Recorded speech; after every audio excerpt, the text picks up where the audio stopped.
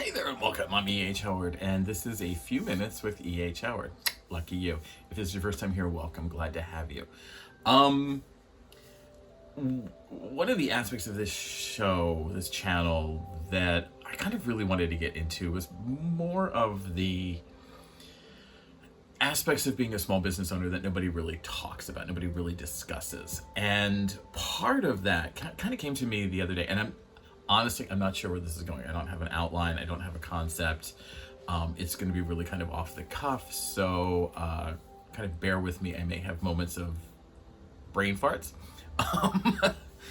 But it came to me yesterday that, one of the things that we don't talk about enough, and by enough I mean at all, is sort of the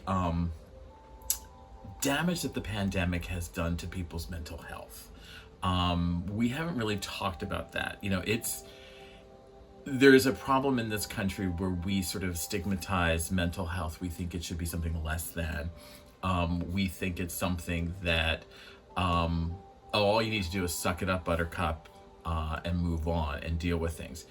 And, for some people that might be the way to go. That might be it. And if that's you, more power to you. I'm happy for you. I would love to know how you do that. But for some of us, it's not that easy. For most of us, it's not easy. And I feel like the mental stress, the mental health of small home and solopreneur businesses, contractors, consultants, this pandemic has taken all of that and just, shot it through the roof exponentially. As usual, there's a lot to discuss here. There's a lot to unpack. There's a lot to get into. And let's get into it after the opener. All right, I'll see you on the other side.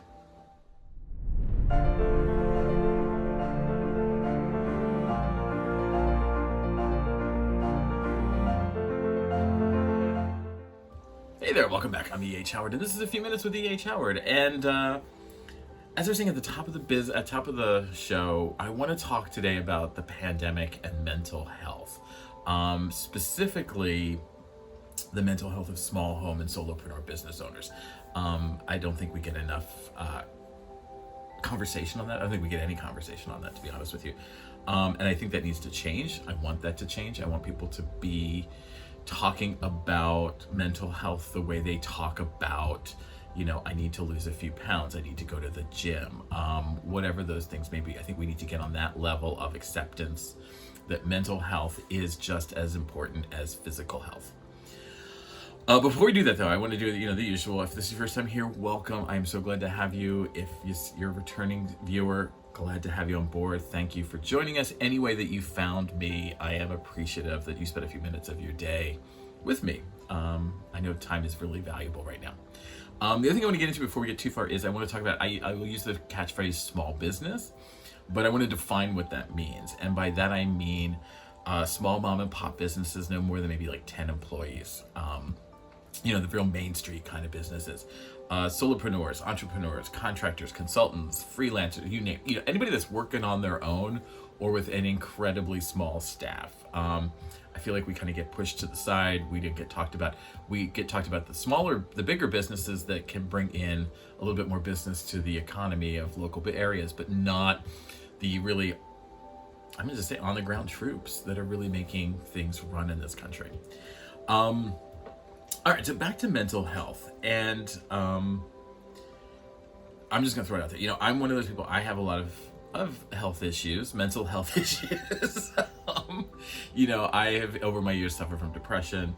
I do struggle with complex PTSD from some trauma years ago. I'm not gonna get into that. I don't need to rehash that coroner's report, but just know that it's there, and that the sad part is, all of that taints everything that I do.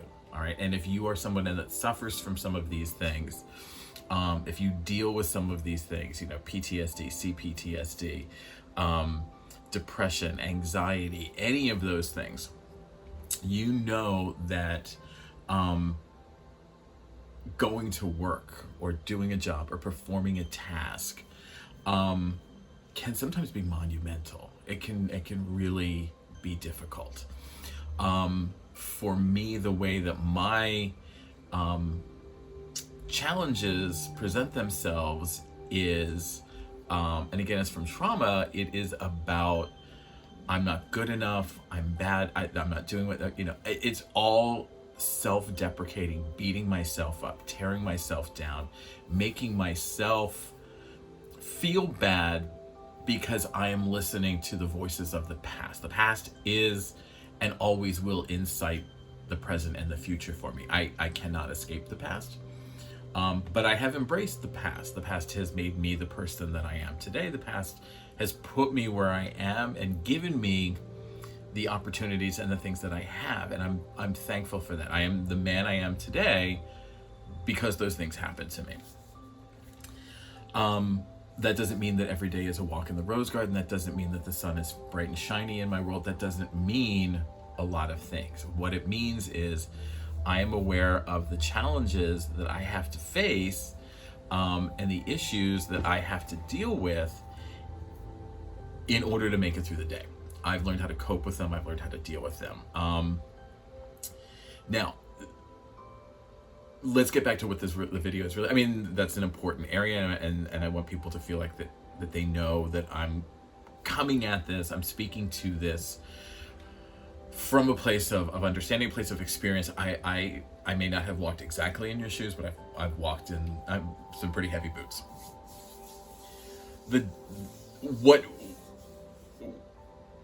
Where I'm going with all this is the pandemic. I mean, it feels like it was like 20 years ago. It's hard to still really wrap our mind around that it was really only like 2.5 years ago, 2020. It was like 2020 is like a year and a half ago. It feels internally like it was a lifetime ago. However, business-wise, it feels like we're still in it. All right, and there's a lot of reasons for that. And we'll get to this in a second. The pandemic forced people to start to really deal with a lot of issues, all right? How to survive, how are you going to make money when the world is shut down? How are you going to make money when you can't be in front of people, that you have to quarantine? All of the things that kind of came with that. The pandemic was one issue of it, and then there was the part of the economy that's on with it, and then you have the people who just don't want to deal with it, and we all know who those are. The people that were just yelling and screaming, why do I have to wear a mask, you're a sheep, etc., etc. So it's bad enough that we struggle with depression, anxiety, PTSD, CPTSD, whatever it is, and then you can't really, it's hard enough to get up every day and get to work and do the things that you need to do, and it's a struggle sometimes to get through the day. And now you've got, you can't get face to face with people. You can't operate your business in any way, shape, or form like it had been operating for years. And you were struggling then, so this is going to be a bigger struggle. You can't get the things that you need. You can't get the employees. You've got to take care of, luckily for us, we probably don't have any employees, but that meant that, we still had to pay our mortgage. We still had to pay our rent. We still had to pay utility. There was still a lot of things that were going on. And yes, people will say, well, they gave, moratoriums. But a lot of the rent and mortgage moratoriums we'll give you 6 months off, but then you got to pay that 6 months back. It wasn't like they were just wiping it out. They were like, we'll put it on hold, but it's coming back. Don't worry. So then you had that stress coming up on you. Yet there was a lot of financial stress. Then there was the stress of, I can't get what I need to make what I need to do what I need to do to make money to survive. All right. So every day it was pressure, pressure, pressure, pressure, to the point where it can feel overwhelming. It can be beyond overwhelming. Now, the downside to a lot of the challenges that happen with mental health is, and again, because it's so stigmatized, it's hard to talk to people about it. It is, are you going to tell me just to suck it up? Are you going to be there to support me? Are you going to, the reaction, because of, especially in my case, because I'm dealing with trauma, there is that fear that this person is just going to be like, fuck you, you're a pussy. So there's that level of now, okay, now I feel like I've got all this pressure to me. I can't open up. I can't talk to people. I can't. And then you get people coming into your business, Carols and Chads and, what have you, yelling and screaming at you, treating you like trash, acting like they're the only people that are important in the world. Like they're the only people that are struggling, still struggling. And it's enough to blow your mind. It is enough to blow your mind. And thankfully, the suicide rates have, at least for small business owners, have not shot through the roof. I'm surprised that they haven't. But, there's so much pressure on us. There's so much coming at us that it can really feel some days like, I just don't even know where to begin. I don't even know how to get out of bed. And I don't have a lot of answers for you today. It's one of these things where I'm like, I want to start talking about this a little bit more. I have a couple of other videos coming along. I want to talk about burnout and not relaxing enough, like all of those things that we need to do our mental health. But I think I needed to address the concept of mental health first. Now, one of the things that I do every day, one of the things that has gotten me through a lot of issues and challenges and stress is I keep like a black notebook, like a black, moleskin notebook. And I learned this a couple of decades ago, actually.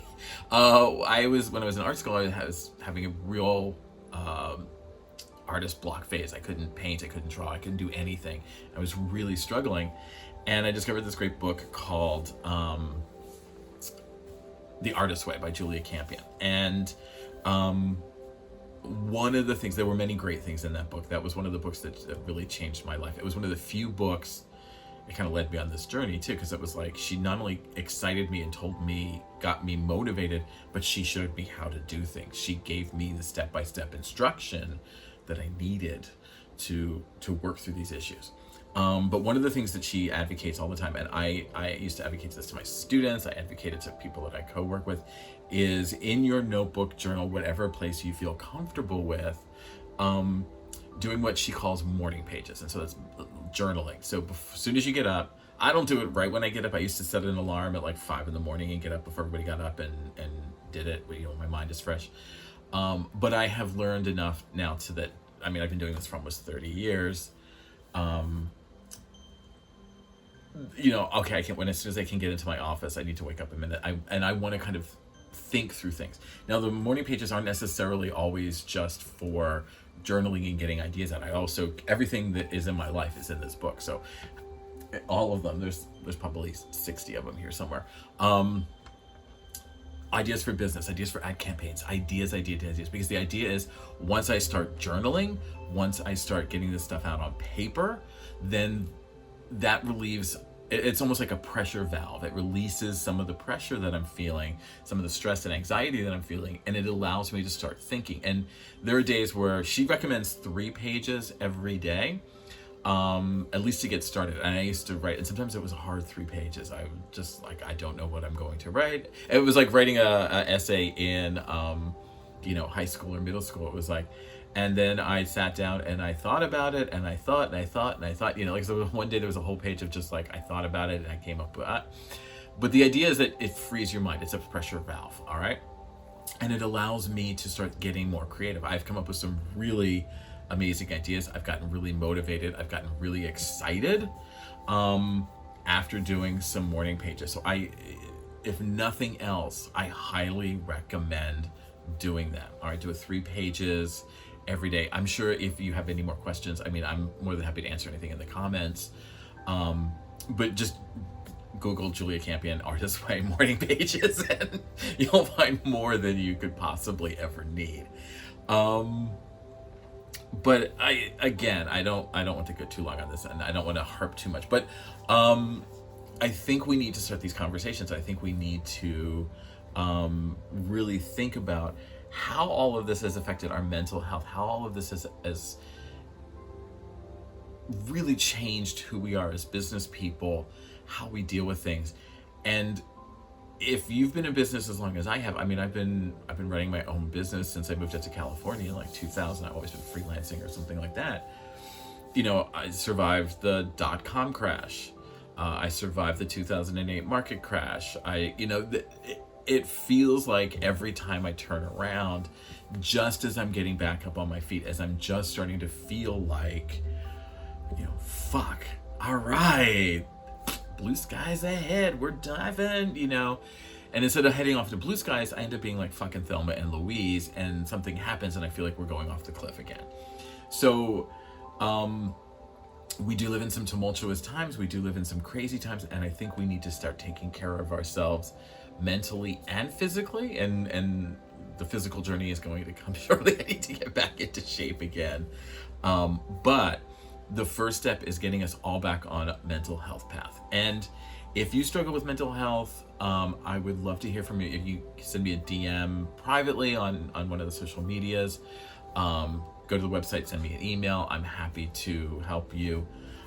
Leave comments below if you feel comfortable. I know people don't always feel comfortable, especially on YouTube, where there can be lots of crazy comments. But I think we need to start understanding that we are not alone, that there are a lot of us that are struggling like this.